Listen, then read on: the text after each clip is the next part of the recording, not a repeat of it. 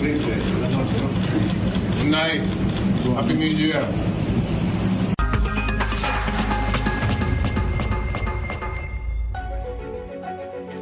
Desde hace tiempo, aquí nos permitimos decirlo, dijimos varias veces que ya no había camino de regreso con Venezuela. ¿Por qué? A ver, por una razón muy clara, porque resulta que se estaban tomando muchas decisiones por parte del presidente Trump en donde ya no había manera de recular. Ya se tenía que dar un siguiente paso. ¿Cuál era el siguiente paso? Era lo que no sabíamos. No sabíamos si trataba de meter ahí a alguien para que diera un golpe de Estado, si se diera un golpe de Estado internamente, si habría la obligatoriedad de decirle al señor Nicolás Maduro o hace elecciones o te va. Vaya usted a saber. Pero ya no había manera de echarse para atrás. Había sido el ataque a las embarcaciones, ¿no? Los sobrevuelos y el muy intimidante manejo de barcos alrededor de las aguas venezolanas. Ya no había marcha atrás. El golpe fue apenas un aviso de lo que vendría, esos son golpes. El sábado ya se echó a andar todo, con la detención de Nicolás Maduro, que confirmó que el camino de regreso ya no existía. Su narrativa provocativa frente a Trump de los últimos meses evidenció que, pues de alguna otra manera, ya iba conociendo cuál era su destino. Maduro era el heredero del chavismo. Sumaba 13 años en el poder, pero desde julio del 2024 varios eventos marcaron una cuenta atrás, o sea, una cuenta regresiva. Las elecciones presidenciales fueron cuestionadas por la oposición y reconocidas como fraudulentas por la mayoría de las democracias occidentales, que consideraban a Edmundo González Urrutia como el presidente legítimo. No fue el caso de México.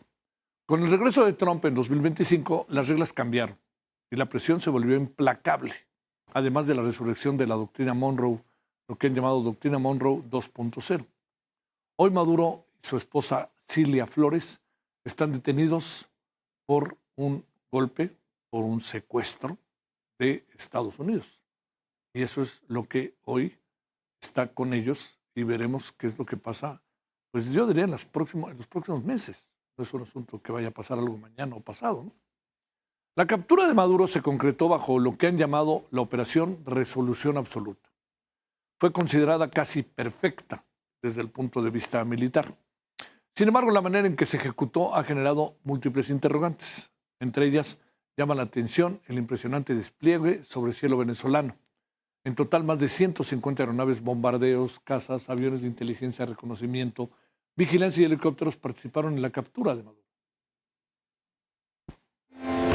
La operación ocurrió en cuestión de minutos, pero fue resultado de meses de planificación.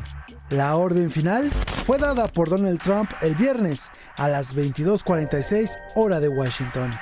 Bombardeos selectivos neutralizaron las defensas aéreas de Venezuela para permitir el ingreso de fuerzas especiales en Caracas. El operativo Resolución Absoluta avanzó sobre territorio venezolano. La resistencia se produjo únicamente cuando fuerzas leales a Nicolás Maduro intentaron responder al ingreso de los helicópteros. Todas las versiones coinciden en un saldo de alrededor de 80 muertos entre militares y civiles durante los bombardeos y el intercambio de fuego. A las 2:01 de la madrugada, los helicópteros llegaron al complejo donde se encontraba Maduro. En segundos, los comandos superaron las puertas blindadas. De acuerdo con Estados Unidos, Maduro y su esposa Cilia Flores se rindieron sin combatir. La acción principal duró menos de un minuto. Después, ambos fueron subidos a un helicóptero, trasladados a un buque de guerra estadounidense en el Caribe y luego enviados a Nueva York, donde enfrentan cargos por narcotráfico y terrorismo. Eric Alcántara, Heraldo Media Group. Por eso le digo que se dice que fue una operación en términos militares pues casi perfecta. La ha ponderado Trump, que como usted se imagina lo hace un día sí y otro también. Este día Nicolás Maduro y su esposa Cilia Flores se declararon no culpables de los cargos en su contra en su primera audiencia en un tribunal de Nueva York. Maduro aseguró que era un hombre decente e inocente, que había sido secuestrado y que él seguía siendo el presidente de Venezuela. En tanto, el juez ordenó a Nicolás Maduro comparecer ante el tribunal el 17 de marzo para una audiencia por lo que seguirá detenido en Estados Unidos.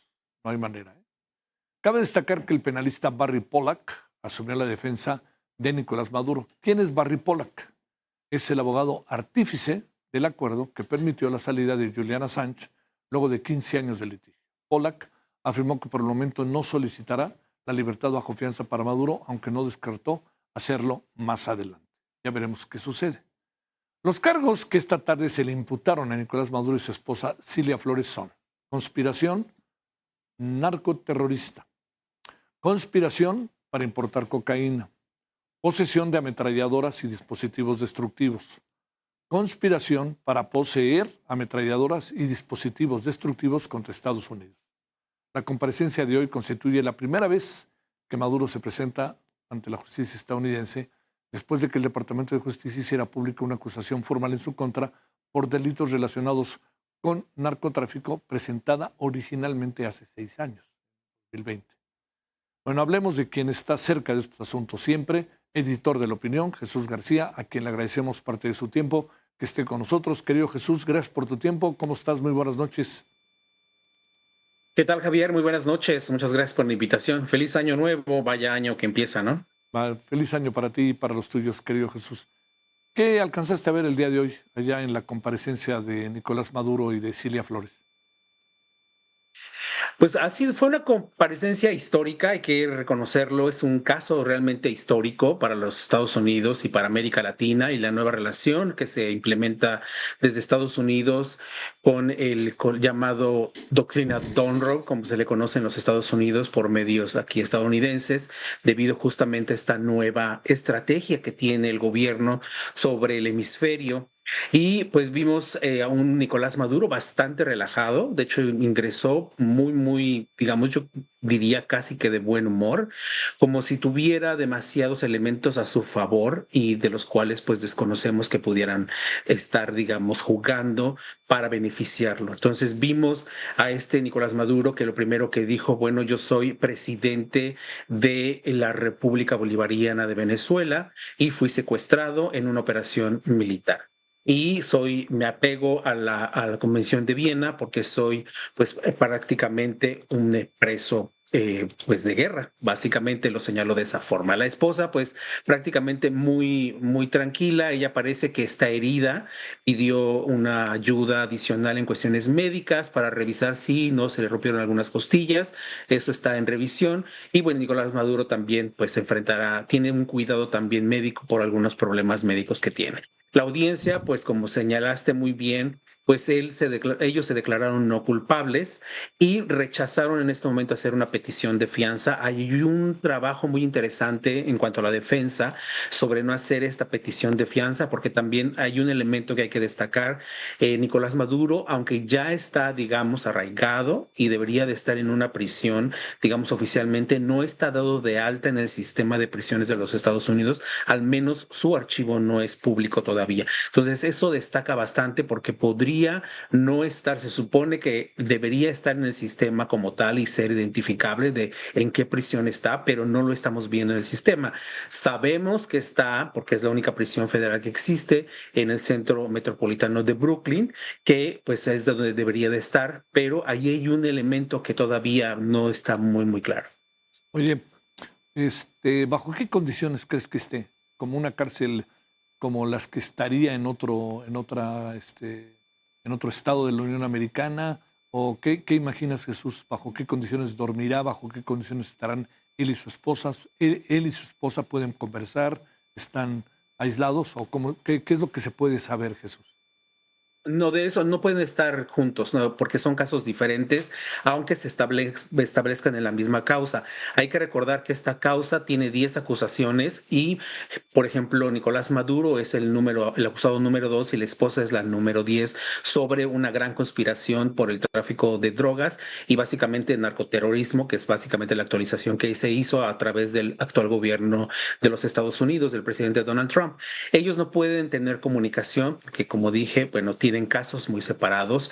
No sabemos exactamente las condiciones en las que están y por eso yo hacía este acotamiento de señalar dónde realmente pueden estar, porque si no están en el sistema de prisiones estarían bajo los alguaciles de los Estados Unidos. Y de hecho hubo un elemento importante porque Maduro pidió que el juez autorizara quedarse con las anotaciones que él había estado haciendo durante esta primera audiencia, algo pues inusual, porque de algún modo pensamos que se tendría que quedar con esos papeles porque son suyos, pero lo hace oficial y el juez pide a los fiscales que le permitan quedarse con esos documentos, y los fiscales señalan que se asegurarían que los alguaciles le permitan quedarse con los documentos. Es decir, los alguaciles, estamos hablando ya no necesariamente las prisiones federales, sino de una división distinta. Entonces allí hay algo que todavía no tenemos la claridad, pero de entrada ellos no podrían estar juntos porque son casos distintos, y aunque compartan algunos elementos de defensa porque concatenan, pues necesariamente tendrían que mantenerlos en prisiones, bueno, en cuartos distintos. Oye, Jesús, Celdas en este caso. claro. Oye, Jesús, algo ahí que también está latente. Hay mucho de especulación respecto a que pudo haberse llegado a algún acuerdo y por lo tanto a lo mejor hasta el propio Nicolás Maduro entra con ese talante como lo viste tú dentro del juzgado. Por eso a lo mejor se ven tan tranquilos los dos. De esto que incluso hay una evolución un poco de parte de la presidenta mexicana, de una posición que luego adquiere otra dimensión con el comunicado de varias naciones, de varios gobiernos. ¿Qué piensas de eso, Jesús? Es posible, porque hay que recordar que siempre hay una posibilidad de un acuerdo con las autoridades, y un personaje como Nicolás Maduro evidentemente puede tener sobre la mesa una posibilidad de acuerdo con los fiscales, dependiendo mucho. También creo que va todo.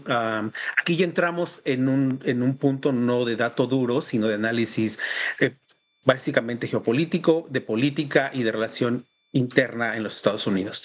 Estamos viendo, y eso tomando en consideración lo que ha señalado el secretario de Estado Marco Rubio con Delcy Rodríguez, por ejemplo, que tanto ella puede ayudarlos a establecer el tipo de gobierno y el tipo de recursos que requieren por parte de Venezuela, y a partir de ahí eso puede jugar también en beneficio de algún modo de un acuerdo de Nicolás Maduro. Él puede poner sobre la mesa un acuerdo, por supuesto, decir, bueno, yo les entrego y les aseguro que pueden A, B y C, si yo puedo obtener esta libertad e irme de cierta forma. En este momento también, por ejemplo, está muy en cuestionamiento cómo va a pagar su defensa, porque hay que recordar que también ya se congelaron sus cuentas. Entonces, ¿quién pagaría? ¿Estarían a través de los hijos? ¿Cómo sería este proceso? Porque además también ellos enfrentan sanciones. Entonces, hay muchas preguntas que todavía es muy temprano para encontrar respuesta, pero la respuesta, digamos, inmediata a tu pregunta es que sí, tiene esa posibilidad de un acuerdo, y por eso destaca que no haya pedido fianza y que pues esté viendo todavía hacia dónde se va a mover pues el proceso, porque hay moción, por ejemplo, para reunirse con el consulado. Hay que recordar que no hay consulados venezolanos en Estados Unidos, entonces vamos a ver con quién se va a reunir, y eso es algo que va a presentar también como moción. Entre estos, de aquí a marzo 17, como señalaste, que es la siguiente audiencia, va a haber varias mociones, y ahí vamos a poder entender un poco más la línea que la defensa va a estar siguiendo. Oye, según la encuesta de CNN y otras tantas, el ciudadano común estadounidense no está muy de acuerdo con lo que hizo Trump, y si nos atenemos a los partidos, los republicanos están divididos, pero los independientes y los demócratas están totalmente en contra, ¿no? Así es, un gran debate, Javier, muy intenso en los Estados Unidos, sobre todo por violaciones a dos aspectos. Bueno, evidentemente a la Constitución. Los constitucionalistas están señalando que hubo una operación anticonstitucional, y la semana pasada, justamente, bueno, el fin de semana tuvimos una conferencia de prensa virtual con el senador Tim Kaine, y la pregunta que yo le establecí: ¿cuáles son las leyes que Estados Unidos estaría violando, o los fundamentos legales, digamos, que podría estar enfrentando ahí? Y lo primero, evidentemente, fue el hecho de haber notificado al Congreso sobre esta operación, pero además también la violación a la ley internacional, que pues evidentemente hay varios, todavía el análisis se está realizando, pero sí hay consenso en que hay violaciones, sobre todo a lo que señaló incluso la presidenta Claudia Sheinbaum y quienes se sumaron a esa postura después de ciertas negociaciones que vimos. El propio secretario general de las Naciones Unidas lo señaló: la violación al artículo 2 Fondo de las Naciones Unidas. Entonces estamos viendo todavía la evolución de este proceso de cómo se va a presentar. Los demócratas, por supuesto, se unen esa voz en contra. Los republicanos temen, obviamente, que haya cierta ilegitimidad que no permita al gobierno, por supuesto, realizar otras acciones. Pero pues estamos viendo este debate que yo creo que va a tardar bastante todavía en desarrollarse, porque pues estamos viendo también que Estados Unidos está planteando acciones en otros territorios. Estamos viendo Groenlandia, se ha hablado directamente de Cuba, por ejemplo, se ha incluso direccionado hacia Colombia y pues se ha mencionado en varias ocasiones, por supuesto, a México en el tema del narcotráfico. Nada más aquí apuntar que directamente no se señala a la presidenta como ligada al narcotráfico, sino que ella de algún modo teme enfrentar al narcotráfico y que Estados Unidos podría ayudarle en ese sentido. Entonces, este debate está realmente empezando, pero sí hay muchos cuestionamientos que vamos a ver sobre los procesos, sobre todo hacia dónde se irían legítimamente, es decir, cómo van a contrarrestar esta decisión, esta operación oficialmente y si puede llevar a un tipo de demanda, por ejemplo, contra el gobierno y si este tema se puede ir directamente a la Corte Suprema. Jesús, te mando un gran saludo, feliz año. Gracias como siempre por tu participación en este y en otras ocasiones, Jesús García. Javier, muchas gracias, feliz año. Un saludo a tu auditorio. Gracias.